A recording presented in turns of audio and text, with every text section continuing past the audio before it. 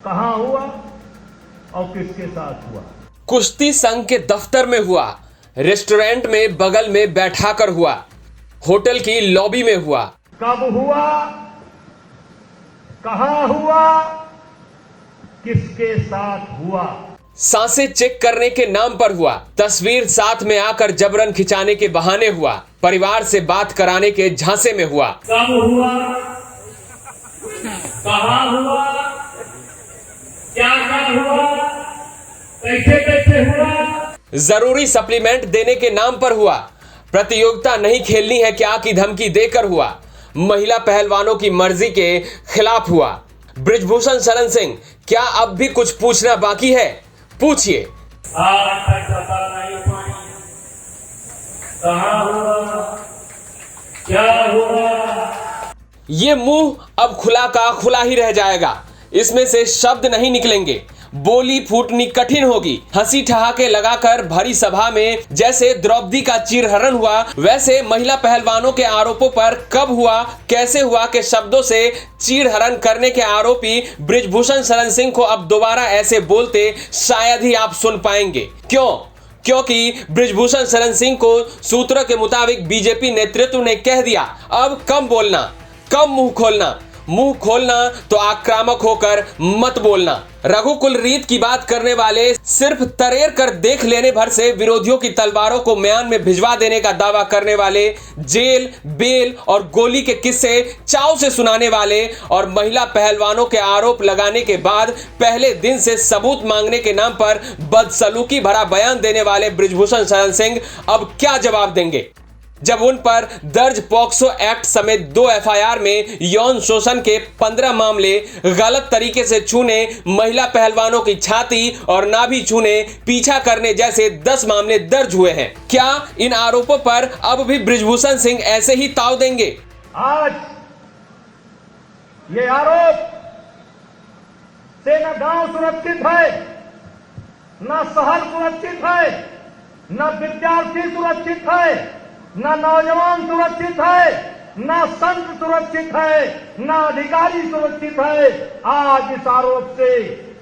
और ये आरोप एक ऐसा आरोप है कि किसी के ऊपर भी लगा दो, किसी के ऊपर भी लगा दो तो अपने ही लोग कहने लगते हैं, अरे भैया बिना धुआं के, बिना आग के धुआं नहीं उठत, कुछ ना कुछ तो भवे हुई। एक झटके में जिन आरोपों को 6 बार के सांसद बृजभूषण झूठा बताकर खारिज करते हैं, उन आरोपों को आप भी जानिए। एफआईआर के मुताबिक नाबालिग महिला पहलवान की तरफ से बृजभूषण शरण सिंह पर आरोप लगा है कि तस्वीर लेने के बहाने कसकर पकड़ा और अपनी तरफ खींचा, कंधे को दबाया और फिर जानबूझकर छाती पर अपना हाथ रगड़ा। एफआईआर में दर्ज आरोप के मुताबिक नाबालिग ने शारीरिक संपर्क के लिए सीधे मना किया, फिर भी उसका पीछा बृजभूषण शरण सिंह ने किया। ऐसे गंभीर आरोपों की जांच पुलिस करेगी, फैसला अदालत करेगी, लेकिन उससे पहले आरोपों पर सामने आए बाहुबली के बयान मर्यादा को तोड़ते हैं कि नहीं, आप तय करिए। याद नहीं होता कि देश में नाबालिग से यौन शोषण के किसी आरोपी की पॉक्सो एक्ट में जिसके खिलाफ केस दर्ज हो, ऐसे किसी आरोपी ने खुलेआम आरोप लगाने वाली नाबालिग और दूसरी महिला पहलवानों के खिलाफ चरित्र हनन की कोशिश सार्वजनिक खुले सभा में की हो। खुद को कुश्ती का भगवान पहलवानों की नजर में बताने वाले बृजभूषण शरण सिंह पर एक महिला पहलवान के आरोप सुनेंगे। सुनिए। एफआईआर के मुताबिक एक दिन जब मैं खाना खाने रेस्टोरेंट गई, तब आरोपी यानी बृजभूषण शरण सिंह ने मुझे अलग खाने की टेबल पर बुलाया। उन्होंने बिना मेरी इजाजत मेरी छाती पर हाथ रखा और फिर पेट तक हाथ ले गए। मुझे यकीन नहीं हो रहा था, लेकिन बृजभूषण वहीं नहीं रुके और फिर से मेरी छाती पर हाथ ले गए। उन्होंने ऐसा 3-4 बार किया। बृजभूषण शरण सिंह के ऑफिस में भी ऐसा हुआ। उन्होंने मेरी हथेली, घुटने, जांघ और कंधे को बिना मेरी मर्जी के छुआ। मैं उस समय कांप गई थी। जब हम बैठे थे तो अपने पैर से मेरा पैर छुआ। इसके बाद वो मेरी सांसें चेक करने का दिखावा करके मेरी छाती से लेकर मेरे पेट तक पर हाथ फेरने लगे। उनका मकसद सिर्फ मुझे गलत तरीके से छूकर मेरी शीलता को भंग करना था। मैं कुश्ती में घुस गया था, ऐसा घुसा था कि सांस भी लेता था तो कुश्ती, सोता था तो कुश्ती, जगता था तो कुश्ती, लेकिन मुझको लगता है कि अब मुझे कोई और बड़ा काम करना है, कोई मुझे बड़ा काम करना है। मुझे नहीं करना है, भगवान मेरे द्वारा कोई बड़ा काम लेना चाहता है।